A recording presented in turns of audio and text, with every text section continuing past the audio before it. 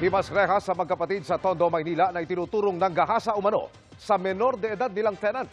Sinagot nila ang alegasyon sa aking eksklusibong pagtutok.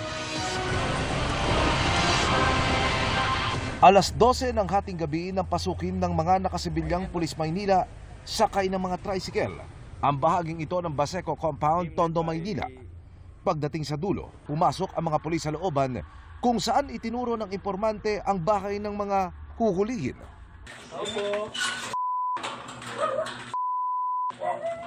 Pero bukod sa walang tao at madilim, aso lang ang naroroon at nasa tambayan daw ang mga subject ng operation. Sa labasan, natagpuan ng magkapatid na suspect. Ikaw ay may karapatang manahimik. Lahat ng sasabihin mo ay pwedeng gamitin laban sa'yo. Nakapwa wanted sa kasong rape. Ayon sa Manila Police District, nito lang huling linggo ng Setyembre at unang linggo ng Oktubre inilabas ng korte ang arrest warrant laban sa magkapatid. Tumanggi muna ang pulisya na ilabas ang kanilang mga pangalan habang gumugulong pa ang kaso. Ayon sa mga inaresto, sinetap lang sila ng complainant. Nakaaway raw kasi ng kanilang mga magulang ang mga ito at gumaganti lang. Ito ay dati nilang border at ito isang minor de edad. Sa totoo po, hindi po namin ginawa yun.